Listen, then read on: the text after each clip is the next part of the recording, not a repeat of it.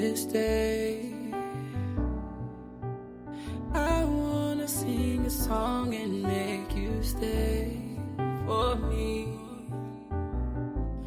Knowing that's selfish, I didn't ask if there's someone else that could take your attention. Queen. Tell me what kind of Valentine's Day vibes you got playing up in this living room. This is a song composed by Trey the Third, and performed by X Brody. It's called Like You're Falling. It's a cool little Valentine's vibe. So shout out to all of the acronyms, really. BC, IUDs, Plan B, and Throat Babies. I hope you guys had a wonderful day of love and back shots. And for those of you who didn't, I hope that your batteries were charged and your vibrators did what needed to be done. You disgust me. Did you have a good Valentine's Day, Queen? I did. Shout out to the ancestors and the tides and the moon, and we rebuke all fertility in the name of Jesus. Amen. What about you, Queen? Did you have a wonderful Valentine's Day? I did. Mine didn't involve me trying to review fertility, though, so happy about that. But it was a very good day, indeed. Yes, ma'am. Yeah, well, that is wonderful. I'm glad to hear that. Did you feel the love just in general? Did you feel the love, Queen, in all aspects of your life? I don't know about that. I don't think if I was looking into the things, I'd be kind of going from thing to thing, you know what I'm saying? I'd just be in my own moment in space. So yeah, I felt the love that was being showered upon me. I wasn't worried about the rest of the universe. I'm in tune with what was going on in front of my eyes. So yeah, did you? I felt the love. Had to put my thighs on Instagram. You know what I mean? Little validation for people I have no idea who they are. But yeah, it was I had a good day. I felt loved. Honestly, I felt my dad's spirit a lot because my dad always gave me beautiful cards for Valentine's Day. So I felt the love. I felt, just love in the universe. I appreciated that. Speaking of love and thoughting on Instagram, I just want to bring our attention and our awareness to our good sister, Kalia Martin. Who put all of that ass on Instagram, and I am here for it. I think I missed all this ass that you're talking about, but was this yesterday? Yeah. Yeah, I don't be trying to spend much time on Instagram in general, but I definitely wasn't on Instagram yesterday, that's what I was actually about to say as far as like you saying like, oh, did you feel the love? I'm like, I probably wasn't feeling it because I wasn't on Instagram and everybody else's business yesterday, so. I am disgusted because I thought I took a screenshot of it. You know how I like to troll her. And I did not take a screenshot. What was I doing? Oh, no. Well, Kalia's a Tatiana. I'm sure she'll send it to you if you ask. Let me see if it's still You know what? You can be like the housewives of Atlanta and have each other's nudes in your phone. That does sound exciting. Oh, it's still up there. I just screenshotted it. I won't miss this again. Okay. Okay, let me go look. Oh, yes. If not, you know me. I'm sending it to you now. Had all that fast on the internet, and I'm here for it. Get your things. Matter of fact, when you posted this, Kalia, you should have attached your Cash App. But you know what? You're just playing yourself. And as are you for not having an OnlyFans, so we ain't paying. Kalia, don't pay Aisha no mind. What do you have for us? Queen. And look back at it, month in review situations, Queen. I wanted to talk about the lengths women are willing to go for beauty, and the story with which I wanted to use was that of our good Queen sister. Oh, my phone almost fell. Oh my God, sorry, are you I don't about have to? no case on it. I feel like I know who you're about to say. I would like to use my good sister, Tessica Brown, and her story. What has been happening and going on in her life. Y'all would know her as the Gorrila Glue Girl. So, if y'all don't know the full story, if you didn't watch the video, because I didn't watch it, I just saw like a the screen grab or whatever of a black woman. I saw like how long her eyelashes were and her contacts, and that was really all I saw. And that's not me trying to be shady, but I saw those things and I was like, I saw those things and I was like, I don't know what's going on here, but basically I don't want no parts. And so, anywho, I didn't see the video, but I did, like, everybody, was talking about it. And so I was like, finally, I actually heard, when I finally got the story, it was when they were talking about it on the read. So they're like, yeah, she put some Gorrila Glue in her hair. Apparently okay, never mind. I was about to say, apparently she's done it before, but I watched the interview of her, and the way she said it, it made it sound like she had done it before, but she was like, no, I used it on something else before. And I was like, oh, okay, cool. I thought she was about to say, yeah, I did it one time before, and it came out fine. But say that to say, she just put it on there real quick, thought she was going to come back home and wash it out, like, right after she went wherever she was going. And she did say that, like, she was in a rush, and she was out of her hair care products, and that kind of situation. And so from my understanding, and you can correct me if I'm wrong, I think she has had I think it was in there for like a month altogether. Yeah. Like, she ends up, like, I think she said, in the interview, she said it was like after a week when she was like, you know what, I'm starting to get a little worried. Yeah.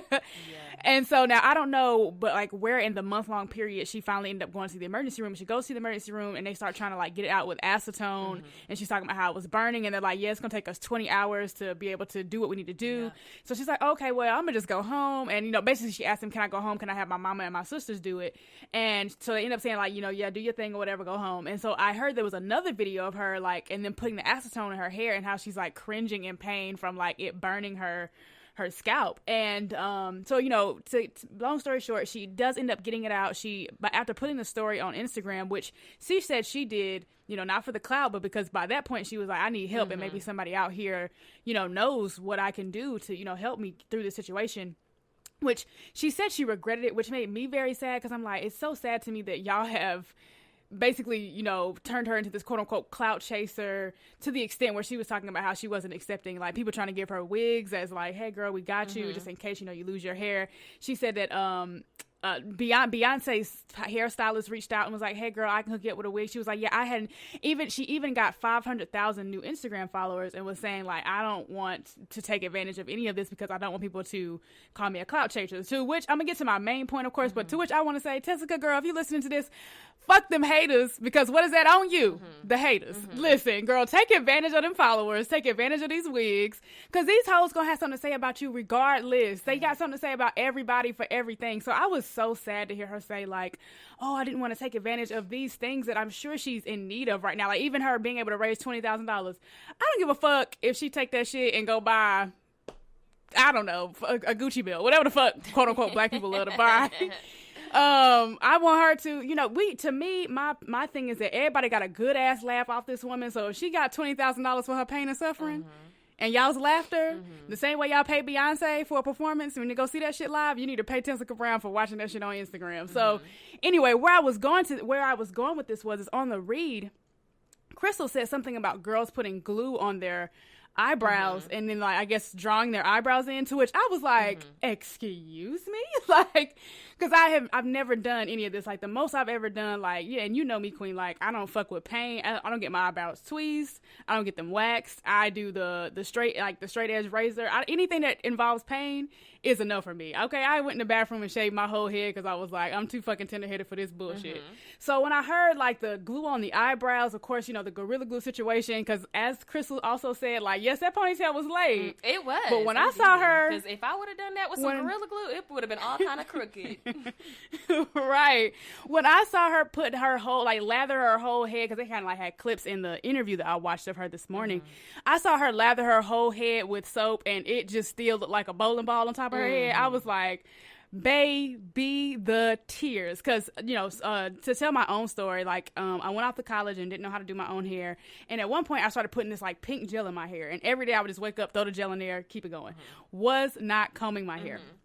Wake up, put the pink gel in there, and keep it going. I came home, and my mama was like, I might have to cut this out because your hair is like 3 big locks. Like, I don't know what the fuck. To which I brought up, like, it's one thing to want to cut your hair on your own, but I completely understood, like, what she might be feeling when you have to lose your hair and you don't want to, right? And mind you, with this Gorrila Glue situation, I was thinking, because in the interview I watched of her today, she was talking about how her hair was coming out in certain spots. And I was like, I would imagine that you might not ever be able to grow hair again after having this chemical on your scalp for a whole month. And so anyway, because I know I'm talking for a long time and I don't really want to keep on going on and on about it. But I just was like, yo, we will go so far to feel beautiful, to have people tell us we're beautiful. And I just was very sad because I just feel like niggas get on Instagram and post a selfie and look fine as hell and ain't did shit. I didn't even have a haircut. Like, still looking fine. And I'm just like, damn, it's so sad to me that, like, and it's kind of on the backdrop of me watching Bad Hair last night, or rewatching it again for the second time and watching her go through the scene of getting that sew in and looking at how painful that shit was. And I just be like, I don't know how the girls do it. Like, So, yeah, Quinn, I just wanted to basically talk to you about, you know, just beauty standards, the Tessica Brown situation. Just, I wanted to get that off my chest, off my heart. Because I was like, girls, y'all are beautiful, okay? In the words of J. Cole, you know, God already put their paintbrush on you. So you good. You ain't got to use no Gorilla Glue. You ain't got to use no glue on your eyebrows. Yeah. Yeah. Definitely the standards of beauty and pain. We've heard different people talk about getting their bodies done, right? And basically how much pain they're in afterwards, and how you know, you get your butt done and you got to go get those massages like every day that are really, really painful until your butt heals, et cetera, et cetera. And to which I'm going to say a couple things. First of all, Tessica has already said she's going to donate $20,000 of the 3 or 4,000 that has been raised on her GoFundMe. She's going to donate 20,000 of it to, like, families in need, which shout out to her for having a giving heart. I know she runs, like, a daycare center or something. Shout out to her for having a giving heart, because I'd have been like, baby, this is my money. Right. And when the good Lord bless me, and going to the charity of me. I shan't be blocking my own blessings. I shan't. Right. But okay. I honestly just feel like she's giving that because y'all hoes is bullying her for even acquiring such, which if people read the story and donated to her, that is their business. And that is her business. That ain't got shit to do with anybody who's mad that she's made money. But anyway, I digress about that. But yeah, just the standards of beauty and how much pain, like, people go through to try to fit a certain mold. There was a young lady that I just did a video with, and she had reposted a girl's post from Instagram, and she, like, blocked out her name. But the girl's post, and I'm just going to paraphrase because I didn't screenshot it or anything, but it basically said, wow, I came to LA, and having been on set or having seen some of these girls, you know, I realize I have so much I need to get done. I have so much I need to do, basically, to my body, to my face type of thing, to be successful. And that I'm feeling, you know, very insecure, very, very sad about what I look like, basically. And the girl who reposted it was basically like, wow, this, you know, really breaks my heart that somebody could even feel this way, and basically take a look at themselves in their most natural form and be like, wow, I'm so not worthy of being booked for jobs and having nice things. And that made me really sad. Like, I don't know who the girl was because, again, like I said, she marked out her name. And I had sent the one who posted it a message, and she was like, yeah, she's basically made comments like that before. And then, you know, after she posted this, she made another post that said, you know, she's getting off Instagram or social media for a while or whatever, you know, trying to tend to her mental health. And I was just like, how incredibly sad that is that you think you need to spend tens of thousands of dollars to be worthy of literally just doing what you want to do. Like, if you want to be in music videos, girl, you don't need to go get your lips done. You don't need to go get your boobs done. You don't need to have a $1,000 wig that is glued down to your edges, ripping your poor little baby hairs out every motherfucking day. Like, and here's the thing. If you want to get those things done, by all means do it. But to go through pain and suffering to not look like either one of your parents because you think it'll make somebody else value you more, that really makes me sad. Like, do those things because you want to.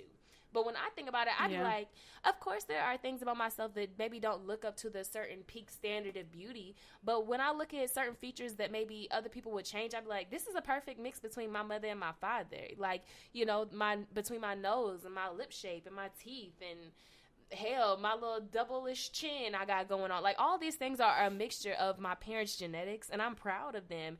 And even though there might be things I change with the contouring of my makeup or throw on a wig or this, that, and the third, like, I just hope that if there's anything that I ever choose to change about myself, it's because I want to do it for me, for something I like, and not because I feel like everyone else will think I'm prettier, or everyone else will think I'm better, or everyone else will want to give me more jobs or what have you. Like, these should be things that I want to do because I like them, not because I feel like I'm less than looking literally natural. Like, everybody knows, like, these fads and these trends, they fade and they evolve, and most times come back full circle. I mean, hello, bell-bottom jeans and whatnot.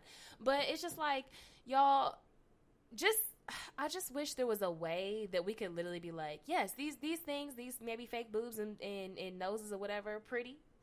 But you in your most natural form, also pretty, also beautiful, also worthy, also deserving of jobs and money and all of the other things. Like, you don't need to be going through physical fucking pain to deserve nice things in this world or to be considered beautiful. That's, like, really, really sad. And I saw, like, people posting things about Tessica, like, a girl from Charlotte, a hairdresser from Charlotte, had posted the thing and it was basically like, oh my God, so sad, like reposting the video of Tessica.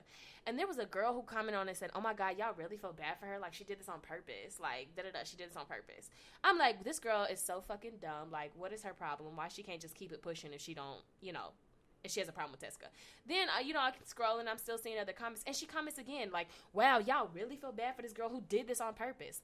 Girl, that's what mistakes are, usually, things that we do on purpose, that we realize, we come to the idea that, okay, this was wrong, this was stupid, this was a bad idea, made the wrong decision at the time. Now I regret it. That's the thing about mistakes. You're allowed to regret them. You're allowed to change your mind. You're allowed, whatever. And so to be like, I don't feel bad for this woman whose scalp is in physical pain. It's getting tighter and tighter every day. Acetone is literally burning your skin, but I don't feel bad for you because you purposely put glue on your head. Yeah, she purposely tried to look nice. She purposely tried to lay them edges, and it looked great, honestly. I'm not even going to hold you. It looked phenomenal. Like you said, it looked like a bowling ball when she was trying to shampoo it. Shiny, slick, and smooth. But with that being said, obviously, in retrospect, she wouldn't have done it. She obviously knows this is a mistake, and that's why she came to the internet, embarrassing and all, to be like, guys, I need the fuck help. She would not have found this doctor in Beverly Hills had she not come to the internet. Yeah, exactly. Which is why it makes me extra sad that she regrets it because people are bullying her so bad, even if that means having had to go to the emergency room where they spent 20 hours. And it's no offense, right? But because I don't know how long it took the Beverly Hills doctor to do it. But in my head, I heard somebody on YouTube say, I feel like these like smaller towns are not equipped for this type of like medical situation. Like this would, require somebody who really truly specializes in this, as opposed to just, I want to, like he was saying, like at these places, I expect like an emergency room thing to be like, hey y'all, I'm in labor, gotta have my baby. Now, excuse me y'all, I glued my scalp to my scalp and can y'all help me? And so say that to say like, I said the same thing. Like I literally was like, I don't understand how y'all just always want to turn everybody into a clout chaser. Like not everybody wants to be famous. Not everybody wants to, and then plus my other thing too, like when I think about a lot of things is that I'm never going to be able to prove without a shadow of a doubt 100% that Tessica Brown did this for the clout. So why assume that, right? That's because to me that's the worst of the two options. Why not just assume she made a mistake? When they were done getting the glue out of her hair, there was no clout in the world worth mine edges, to which many of them were ripped out of her hair. So again, no clout in thine world is worth my edges. I don't think that she did this for clout. She was absolutely in pain, absolutely being tortured, absolutely being bullied online for literally making a mistake.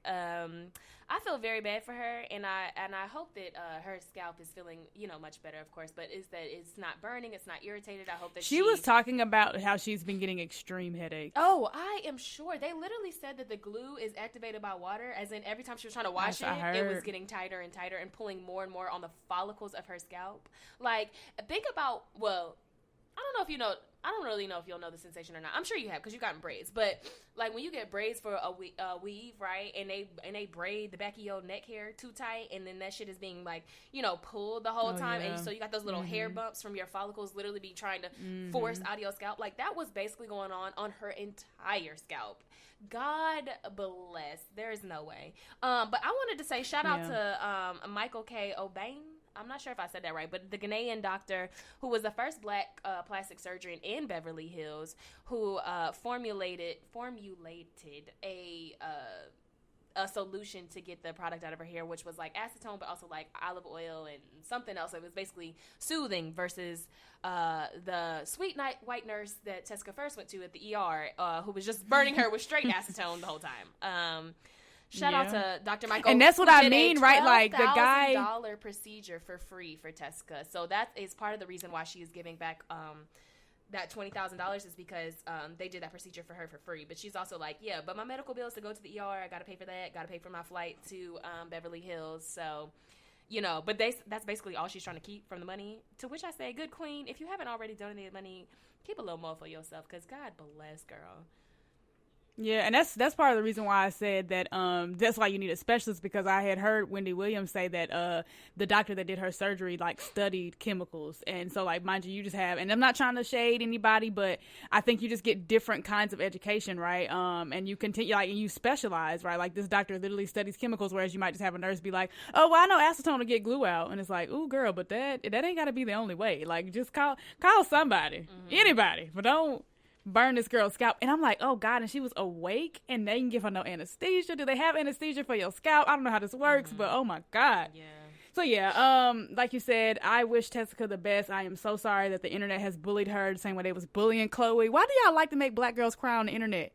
Yeah, Why? I don't know. Why, Ebony? Why? Yeah. So yeah, I wish her the best. And I also prayed too, because another thing I thought about, and this is the last thing I'll say, is I was thinking about like long-term damage, like what having those chemicals on your scalp will do, right? And oh, my bad. Actually, one last thing. For everybody like, oh, that was so dumb. Well, I could say a lot of shit that people do is dumb. I could say putting Elmer's glue on your eyebrows is dumb, whether it's non-toxic or not. That shit sounds stupid. Getting a BBL when you're going to be in that much pain, or getting a breast implant when you're going to be in that much pain, right? But at the end of the day, we people like get those things done and they live fine and they're okay. And then some people get that shit done and they end up like K. Michelle having to almost dying. You know what I'm saying? So I just be a little bit more gracious with each other. Like we all do dumbass shit. I fucking tried to open up some super glue. I had the shit pointing towards my eye and the shit flew directly into my eye one time. And I was like, what the fuck did you... I'm literally screaming like, why did I do that? Yes, that like is, dumb that shit. Is stupid queen. Mm-hmm. Exactly. So I'm like, we do dumb shit. And we are more than the dumb shit we do. So Tessica girl, we love you. I'm glad you got that 20K. If you want to give it away, I understand. But also, if you change your mind and decide to keep that to yourself and give it to the charity of Tessica Brown, do your thing. Correct. Your thing. I am the, charity. So I give to me. Thank me, to me, from me. Love me. Amen. Right, exactly. Okay, Queen, I have one more, but I don't know how many look back edits do you have? I have a few, so I'm gonna just go ahead and start bouncing around. So we talked about Gorrila Glue. We talked about Kalia's Instagram. Shout out to that fast girl. I wanted to bring up, just because yesterday was Valentine's Day, that there was an interview by y'all's favorite, Christopher Maurice Brown, where he said that he was single with a girlfriend. And what the fuck is hashtag single with a girlfriend? And, you know me, nosy, went to Amika's Instagram to see if she got any, at least, a piece of chocolate covered strawberry. And she basically posted nothing for Valentine's Day, and all Christopher posted was his youngins. So, all I wanted to say to y'all was, stop letting these niggas embarrass y'all, because, whoa, this nigga really said single with a girlfriend. How the fuck embarrassing. Anyways, like I said, shout out to BC, IUD, Plan B, and Throat Babies. I hope that all y'all had a wonderful Valentine's Day, who is not fucking with Chris Brown. Amen. What's your next thing, Queen? Wait, where did he say that he was single at? On Instagram? No, there was a one of the Combs sons. I forget his name. Prince Combs, I think is his name. Okay. And that boy on Instagram who makes the memes, or man, Justin LA boy, the one that everybody be reposting every time you say something. Oh yeah. They have like a I don't know if it's YouTube, but they have like some sort of visual podcast situation show that they've started, and so I don't know exactly when it launched or where you can even find it, but I saw that Chris Brown was one of their guests, and when they asked him his Valentine's Day plans or if he was single, he was just like, yeah, I'm single with a girlfriend. And they were like, how does that work? So are you buying roses tomorrow or nah? And he was just laughing. Sick, sad world, but if that was your life on yesterday, do better, queens, and want a little more for yourself than warm sperm. Amen. Yeah, agreed. You already know how I feel about good Christopher. But, okay. My second and last month in review is for Safaree. What'd he do? He tweeted He tweeted in a since deleted tweet, New millennium is crazy now. Back in the day, you had to close your eyes and imagine what a girl looked like naked. I saw this. Yikes. Now, almost every girl... Oh, yeah, I said it right. Yeah, now almost every girl is naked just because. I got to make sure my daughter is different. Yikes. Now, two things. Yikes.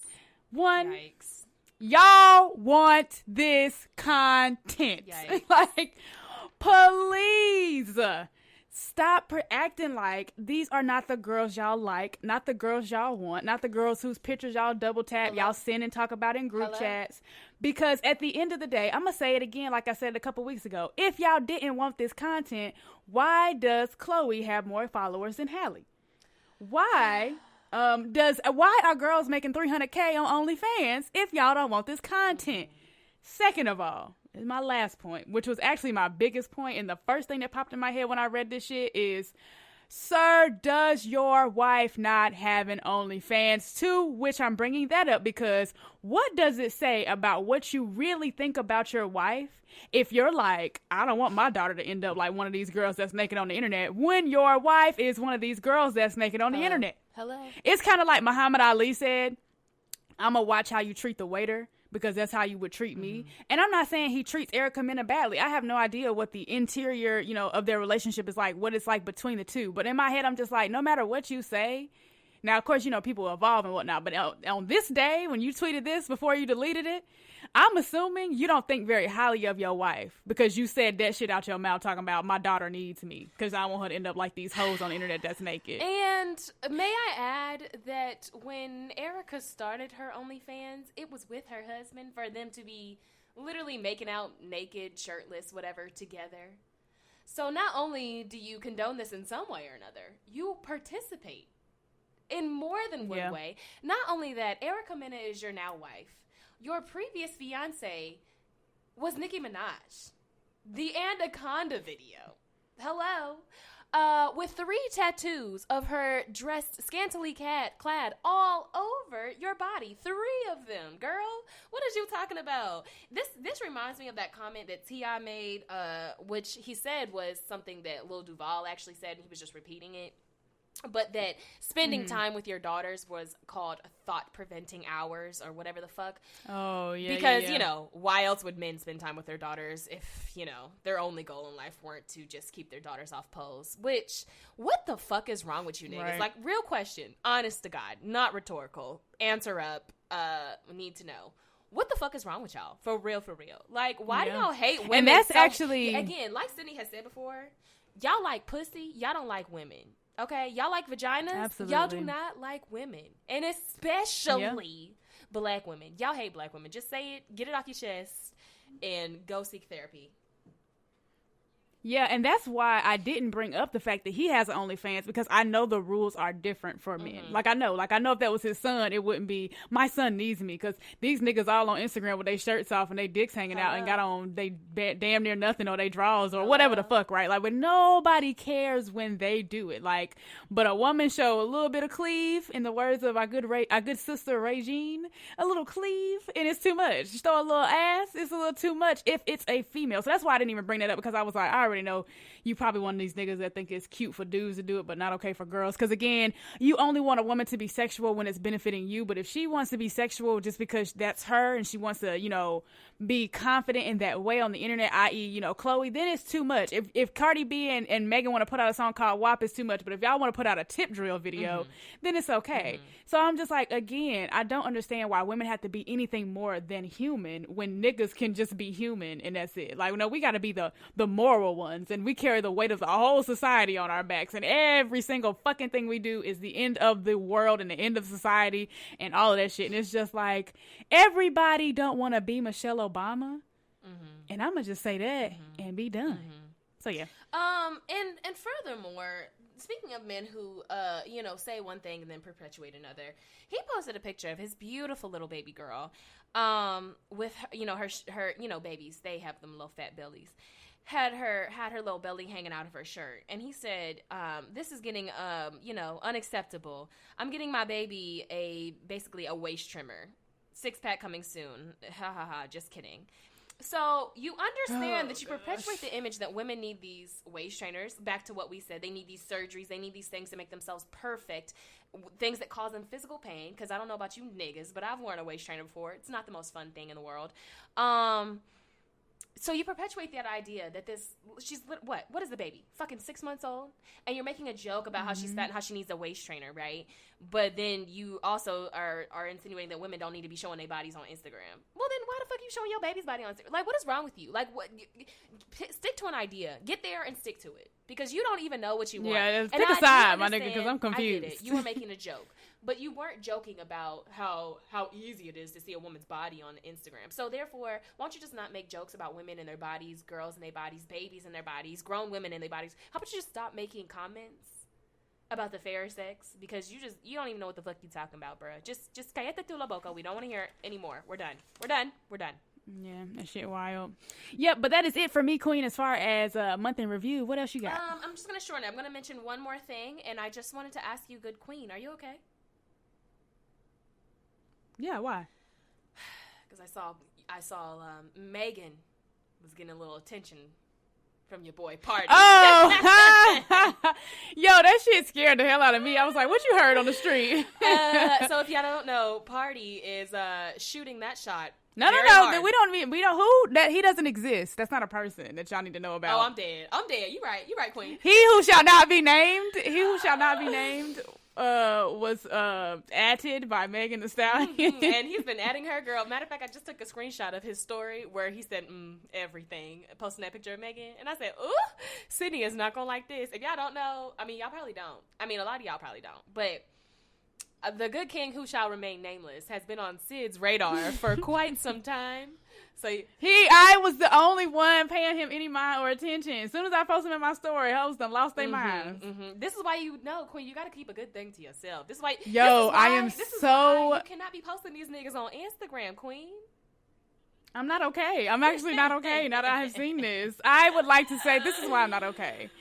This is why I'm not okay. Because Pardi is always talking about ass. He's always talking about ass. He's like, girl, when God made you, he must have had me in mind because basically that ass is fat. Megan got way more ass than me, and that means I can't compete. Queen, she only has but a smidge more than you. And what is that?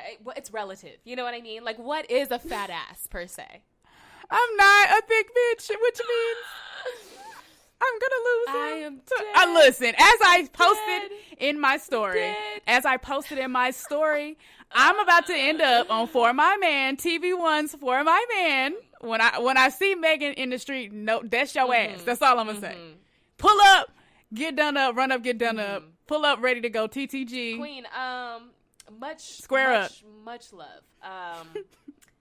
However, as much as I will always have your back, I know that you won't fight at all. So we've now done to 1-1. So me on Megan is most likely not going to go well. Something just tells me that she has fought a lot of 6'4" dudes, as have I. But I just feel like she's won a few more fights than I have. I too am team punch these niggas in the face, but I just feel like she'll win, Queen. I feel like she'll win against me, and I'm not ready to defend you in that way. We have got to let her have this one. We have to. I'm gonna risk it all. It's me and her. It's on some movie shit. It's me and you, girl. We finna be like fucking Romeo Must Die on the top of a building in a circle of fire, fighting to the death. I love you so much. So much love pours out of my soul for you. No, you gotta let her have it. I am dead. Why did you ruin my day like this? I apologize, friend. I apologize. Why me? I'm telling you, that's why you can't post your nigga on the Instagram. You gotta leave that off.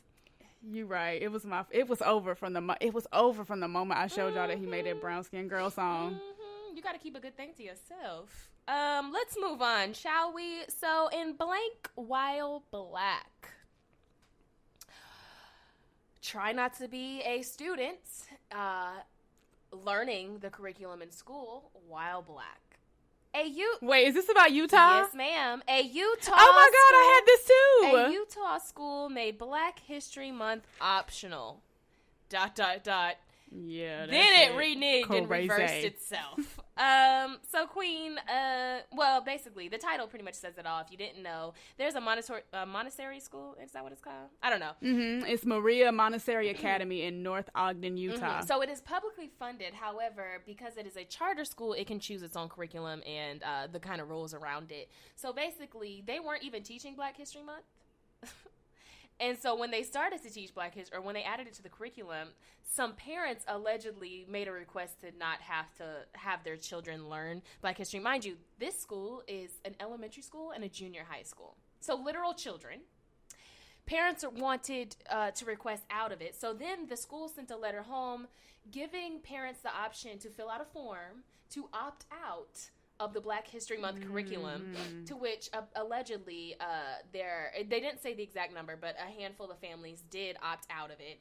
And then after receiving backlash on the World Wide Web, the director of the academy basically met up with the parents, I don't know if it's individually or called them to a meeting or whatever, and basically said, actually, girls, this is why it's important to learn Black history, when actually you just should not have sent out opt-out forms in the first place, because when the fuck do little Black kids get to opt out of y'all fake-ass white history? Riddle us that. We want to know.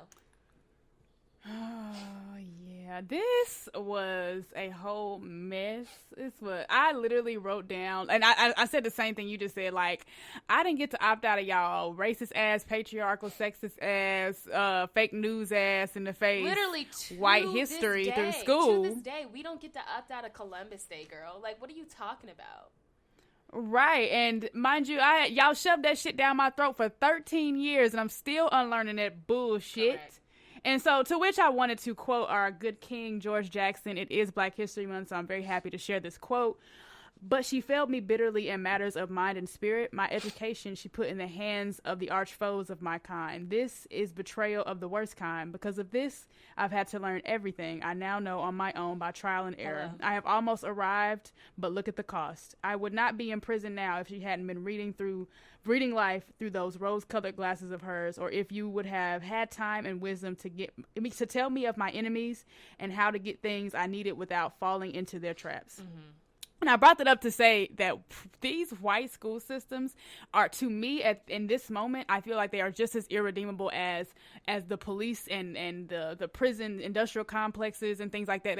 Black children, I feel like white schools are an assault on Black children's minds, on their creativities, on their spirits. I mean, they won't let us wear our hair the way we want to. They won't teach us our history. They lie to us. Carter G. Woodson, who originally founded Black History Month, literally said that he was told either explicitly or inadvertently through the omission of Black people's contributions that we had never done anything worth teaching in a classroom. When we know, like literally this morning I saw on Instagram that a Black woman invented basically the first pad. The first feminine product, right, for a period. The Black woman invented 3D technology so that we have what we have today. Like, why am I 27 years old just finding that shit out? And y'all gonna tell hoes they can opt out of Black History Month at a 94% white school where, even though now y'all do have it, I can only imagine what bullshit y'all teaching people. Y'all probably like, Black people were slaves. Martin Luther King, I have a dream, and that's it. Fuck his economic and anti-war stuff. Just what y'all want him to be. And Obama. That's what they probably teaching. There is no history in the world, but there is certainly no American history without Black history. Black people period. There's are American history, girl. Been here since the beginning of time. Been here also since kidnapped and enslaved. Been here also through slavery, Jim Crow, lynching, all parts of the diaspora that has spread us across the United States of America since the beginning of time. Bitch, y'all wouldn't have peanut butter or sanitary pads if it weren't for the Blacks. So what y'all need to do is get on back over to that curriculum, rewrite the things. Matter of fact, don't let no white people in the room when you're rewriting the Black history curriculum, because that is going to go terribly awry, as it has for the entire length of my educational career, grades K through 12. Right. Just so sad to even act like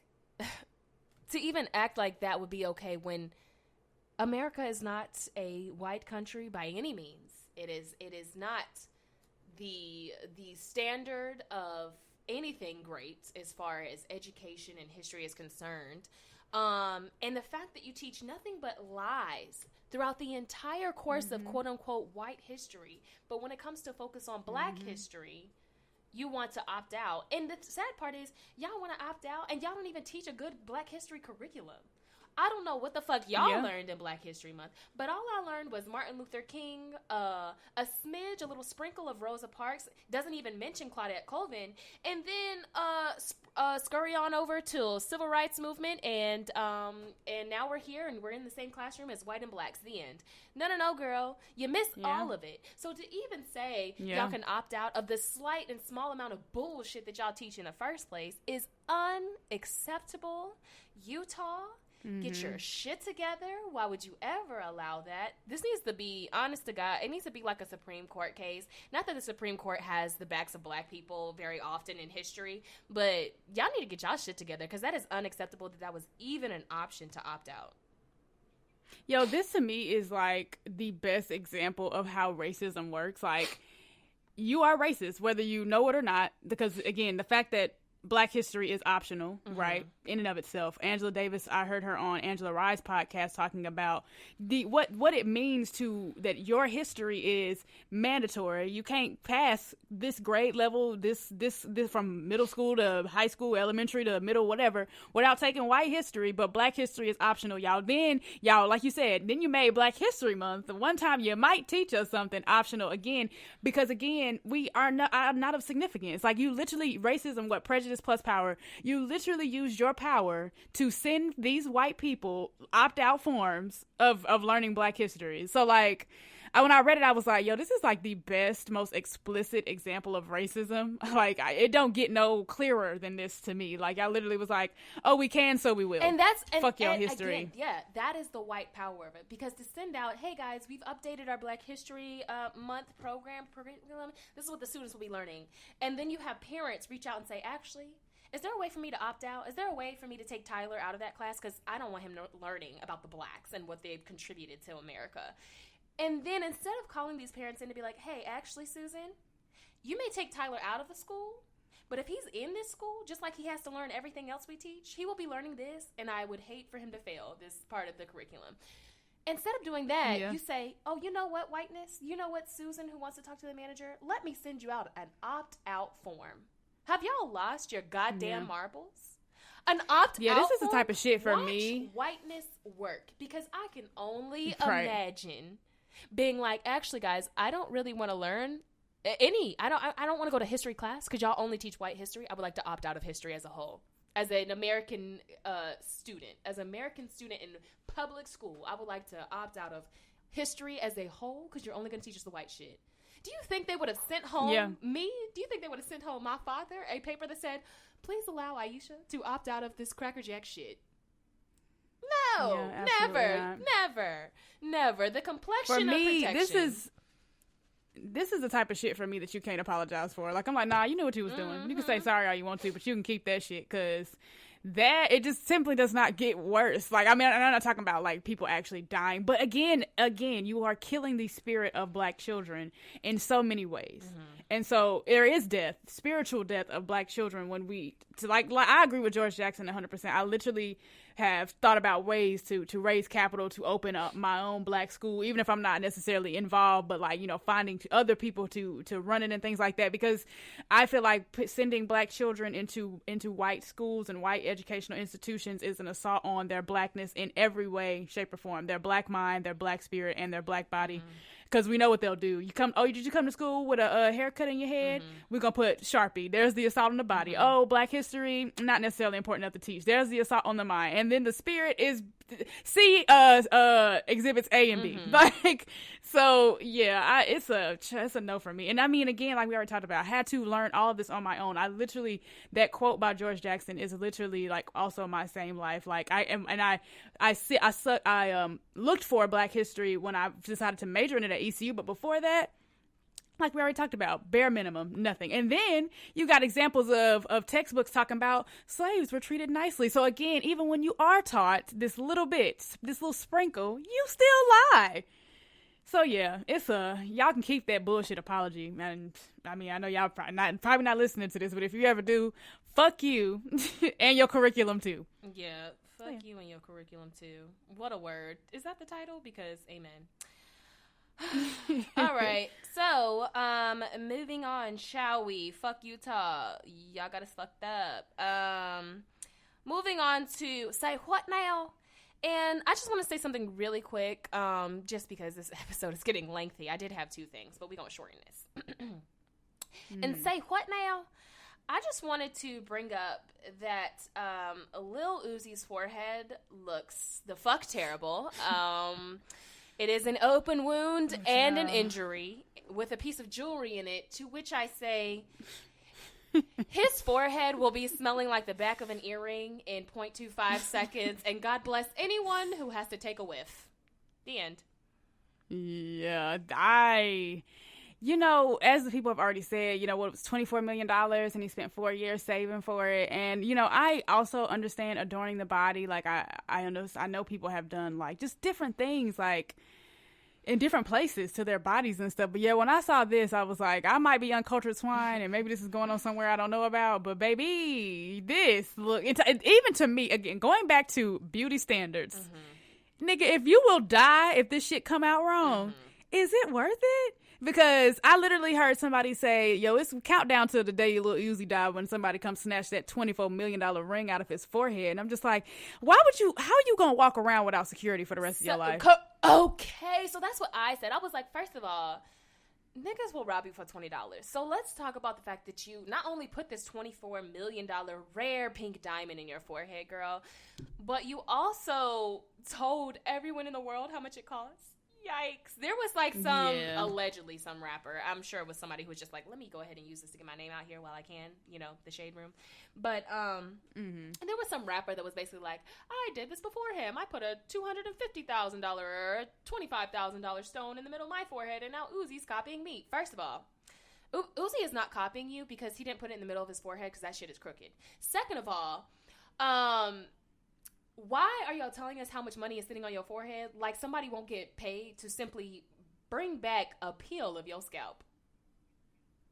Literally, you are going to have to walk around with security for the rest of your life, and you better hope the security that you're paying are willing to die for you, my nigga, because if somebody comes up to me and says, hey, ma'am, the person behind you, I want the diamond in the middle of their forehead, and if not, I will cut your fingers and toes off. I'm like, well, let me step aside. Here the fuck he is. This is my guy, Lil Uzi Vertical. So here you go. You may have him. Because I'm not getting my fingers and toes cut off of you, bitch.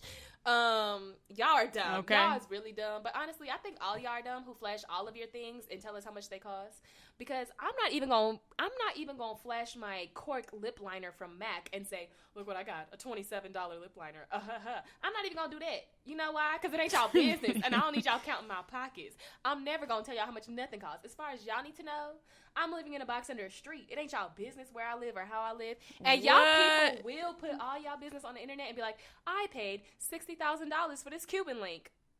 Okay, girl. So when you get robbed, I simply don't want to see you on God's internet crying about how much money you just lost, because we know how much you lost because you told us how much it costs.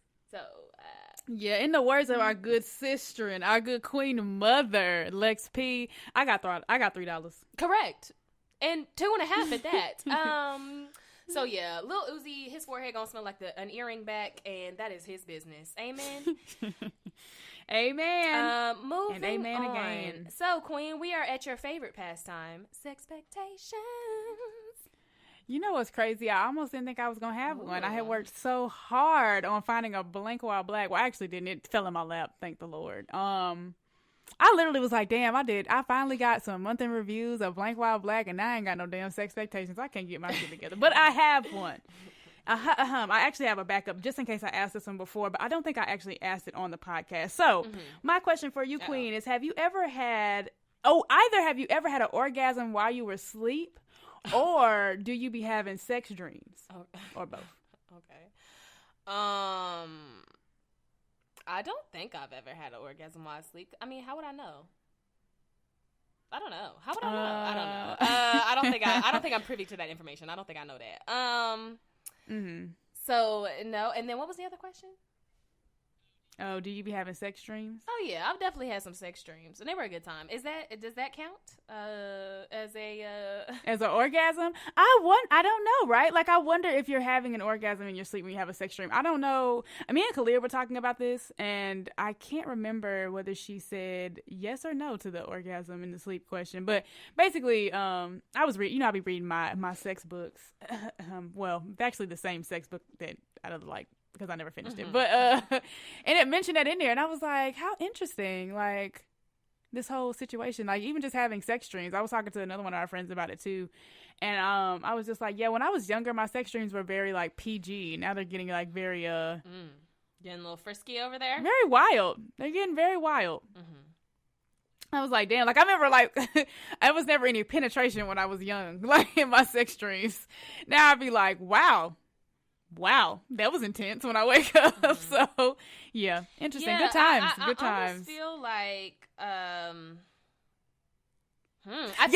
wait. We have a friend. Wait. We have a friend that said she had a sex dream. And she said she was dreaming that she was sucking dick, and the nigga's cum was salty. And she said she woke up and tasted like she had been drinking seawater in her mouth. Oh no, it was probably a demon. A demon probably raped her. A demon was in her throat. She had a demon. I was gonna say she probably ate something salty before she went to bed, or maybe I don't know. You know but what that she shit need to had do? me crying. She need to get somewhere and get her some sage and cleanse her home, because sis got raped by a demon last night. God bless. I am so weak. Okay. Whew. Okay, what were you gonna say? My bad. I didn't mean to interrupt. That is awful. Wow. Sis had demon semen in her. I am dead. Yeah, you seen? Wait. Have you seen tattoo? How far is tattoo far? And that man, and then that girl, tattooed that demon on this, like, basically right above the stomach on this man. So it looked like his penis was coming from a demon. And he was like, bro, why the fuck did you do this? And he had just had a baby. And he was like, cause you just had a demon baby. That's a demon seed. Demon semen. I was so dead. But anyway, sorry. Go ahead. I'm done. I'm dead. That's gross. My question for the good people. So, some of us, maybe it was a year ago at this point, maybe a little bit longer, were enamored by this show called Love is Blind on Netflix, where basically people fell in love with people they had never seen before. And there was a story of Cameron, who was Caucasian, and Lauren, who was black, right? And there was like this little, I guess Netflix is doing like a Where Are They Now kind of situation. I'm not really sure. But Lauren and Cameron are eating a salad. And Lauren said something about like, or maybe it was Cameron that brought it up, like, oh, something, I almost used your toothbrush. And she was like, nah. You wouldn't do that, right? He was like, I mean, no, I wouldn't do it. She's like, have you done it before? And he was like, yes, I've done it before. Yes, I've shared toothbrushes with somebody before. She said, as a wife, I will share my bed. I will share my food. There's a lot of things I would share. My toothbrush is abso-fuck-the-lutely not one. And I don't know. You know, people be like, that's that white people shit. I cannot ever see my mother sharing a toothbrush with anyone, so I can't say that's white people shit. That's just dirty people shit. But I could be wrong. So I wanted to ask you, good queen, would you ever share your toothbrush with somebody? With your boyfriend or whoever in your life? Your bestie, if they spent the night? Would you share your toothbrush with them? I am pretty sure that Portia on Housewives has had a situation like this also. Something about some sharing a toothbrush. And it's a no for me. Because number one, why? Just why? Like, why, Ebony? Why? Like, I just, intimacy or love or whatever it is y'all trying to prove y'all got going on by sharing a toothbrush, I can do that with other things. My toothbrush, I don't know. Like, that is mine. Okay, you have yours and I have mine, and don't touch my fucking toothbrush. So yeah, it is a strong no, a strong easy no for me. I'd rather share sex toys than toothbrushes. I rebuke all attacks of the enemy to ever make me love anyone enough. I guess that this is the measurement. I rebuke all attacks of Satan to make me love someone enough to share a toothbrush with them, because that shan't ever happen. Ever. Your toothbrush goes in your mouth at its worst hour every day, hopefully multiple times a day. It goes in your mouth at its god-awfulest worst. Ain't no way in hell I could smell someone's morning breath and be like, oh my God, you need to brush your teeth. You want to borrow mine? No, the fuck, no. No. Y'all got me fucked up. There is no way in hell. That is disgusting. And if you do this, I judge you. I was going to say, I don't judge. No, I do. That's awful. You should not do that. Absolutely not at all. I'm going to ask my dentist. I'm like, hi, do you recommend sharing your toothbrush with your significant other? I'm sure she's going to be like, excuse me? She's going to be like, so here's a number to Black Girl Therapy. She's going to stay right here. I'm calling the police. Calling the police. Girl, gross. Okay. Black on black support. Queen, what it do, baby? My black on black support is to tell y'all to run and tell that to y'all friends, and then have them run and tell that to their friends, and tell them to take the time to do what must be done to watch Judas and the Messiah, which came out Friday. It is Black History Month, you know. Take some time to watch things. It is about the betrayal, essentially, of the good Chairman Fred Hampton of the Illinois chapter of the Black Panther Party, who was killed by the FBI, a conspiracy of the FBI, the Chicago the Police Department, and it was one other organization, killed. And there was a black man who was an FBI informant named William O'Neill, i.e. Judas in the title, who did the things behind the scenes that ended up with Chairman Fred losing his life at 21 years old. And that came out, like I said, Friday. Produced by Ryan Coogler. I thought he was directing, but he actually wasn't. But directed by Shaka King, so African-American male director. It has, people's favorites, Lakeith Stanfield, Daniel Kaluuya. Is it Daniel Kaluuya? I don't know how to say that man's name, and I'm so sorry. Our good brother from Get Out. You know what I'm saying? Daniel Kaluuya. It I also has protect the good king at all costs. I do love Daniel. Yeah, I will say, because, me and you have talked about this. I was not excited when he got cast to play. I know your sentiments on this. Fred Actually, Hampton. Charlemagne, who the fuck cares about what he says? But anyway, he asked him on the Breakfast Club, I think it was. Basically, what does he say to people saying, like, foreigners shouldn't be cast to play Black Americans? So I'm gonna send you that video so you can take a listen and a gander at that, and then maybe we can have a conversation on that again, because I know we have talked about this topic before. But anyway, I'm sorry, Queen. Go ahead. Oh no, you're good. I was not excited for many reasons, and I actually did my first film review for YouTube on it. I'm gonna have that up hopefully today for y'all. If y'all want to check it out. Congrats, Queen. Yeah, thanks, Queen. Yeah, thank you. Just wanted to further, uplift Black stories. Like I said in the review, like, no matter what I might get up here and say, I might trash the whole movie, but let me tell you something. I love my Black people and their Black ass art, and no matter what, I am happy for Black storytellers who tell Black stories, and so I will always promote for them as long as they're not doing nothing to harm the community. You know what I'm saying? So definitely y'all take the time to watch it. I gave it a 7, but it's still, the critics gave it like a 98. So it's definitely worth the watch. You might like it better than me. So, and again, like I said, I definitely didn't hate it. Oh, but what I was going to say was, though, is that, as I said in the review, of course, I don't want to give away everything I said in it, but Daniel Kaluuya made me eat my fucking words. I was like, oh, that nigga did that. Like, he sounded just like him. He gained weight for the part. Like, I was like, at first, because for me, I also was talking about, like, look like him. It's going to bother me the whole time. Like, I'm not going to be able to get into the movie because I'm going to keep looking at this man and see Daniel as opposed to seeing Fred. But I was like, you know what? Like I said, that nigga did that. So yeah, y'all please check that movie out. That is my Black on Black support. It is available on HBO Max. It is also showing in theaters, Judas and the Messiah. I know the last thing I was going to say.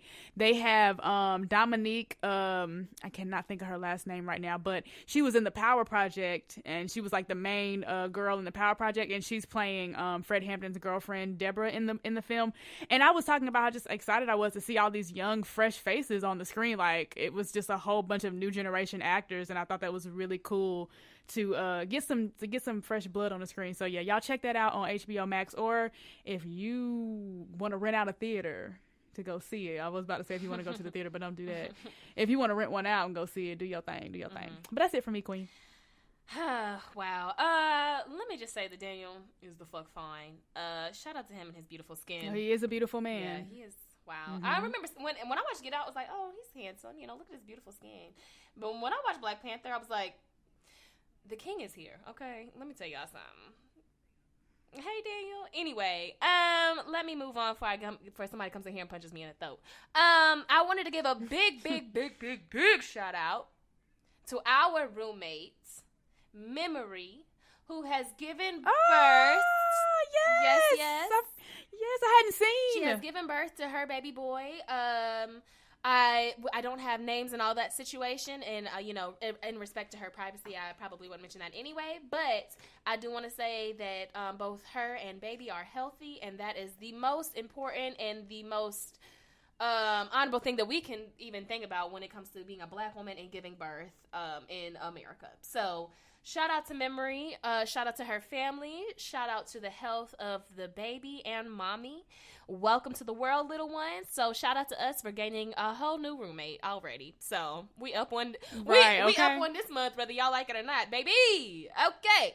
And my second Black on Black support is going to go to Jasmine, who I have just fallen in love with. Jasmine of Black Sunflower Company. Just great energy. She did like a give back game night situation, which is always such a fun time to me. And Kira joined me for the last one.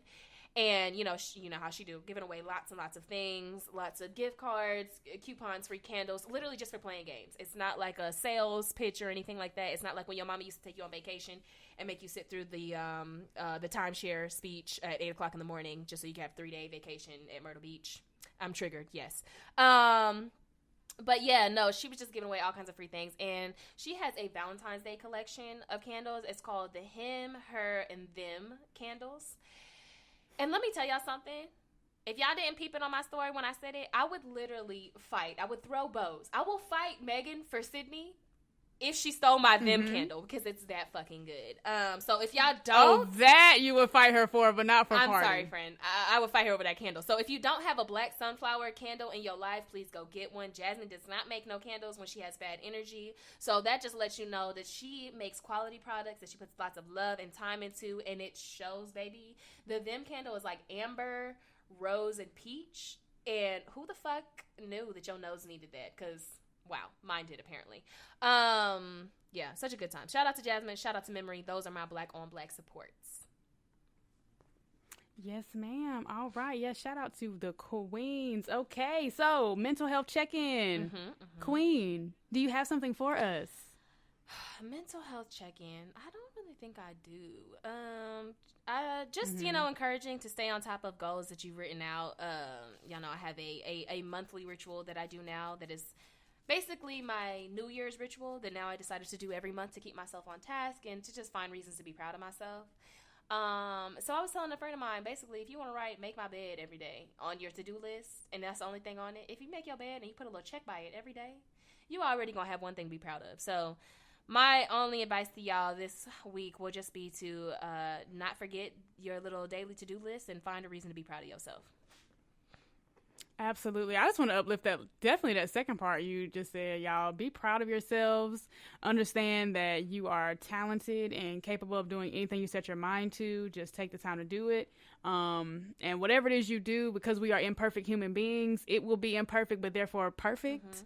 So do that shit, because the world is waiting on whatever it is that you have to offer. So that is my, I guess that's kind of an affirmation, but say that to say yes. But also, there we go. Take it easy on yourself. It's still a pandemic, y'all. You know what I'm saying? It's still a global pomegranate. So y'all be blessed and take care of yourselves for sure. Absolutely. Yes, ma'am. Queen, did you have an affirmation, or was that kind of your affirmation? My affirmation is just going to bring it on back around to what you said, Queen, and that is that you are beautiful. You need nothing more than what you have already brought to the table and who you are and who you were created to be. Absolutely. You are already living in your purpose. Your purpose, is not just going to be like, oh, she's been good, so here I am to present myself to them. You are already your purpose. You are already living in it. You can only evolve from here, and yeah, you're beautiful. You need nothing more. That is my affirmation. Absolutely. Just want to uplift what you said. You are already our ancestors' wildest dreams and already living your purpose just by existing. We love y'all. I want to say thank y'all for being here with us and sharing your time with us. We hope you enjoyed the podcast. Happy Black History Month. Happy, 15th day of Black History Month. Love y'all. I have been Sid the Great. And I am Aisha Damali. Thank y'all so much for joining us. Y'all our favorite roommates of all time. Now, with that being said, we about to kick y'all out, and hopefully y'all can go get some more back shots before this holiday weekend is over. Here is Like You Are Following by X Brody. Bye, y'all. Selfish, I didn't ask if there's someone else that could take your attention. Hell, if there was, girl, I wouldn't mention it. If it ain't you, don't you go finding someone new. Oh, girl, there's no love. Oh, without love. And girl, don't you play like you couldn't see. If there is no me, then I couldn't see. Girl, I couldn't sing to you. Alright. I've been watching my phone and hoping you call me. Knowing you love when I sing or just talking. Knowing you love when I hit those little notes that make you feel like you're falling. Not in love, but feel like you're falling. Not just in love, but feel like you're falling.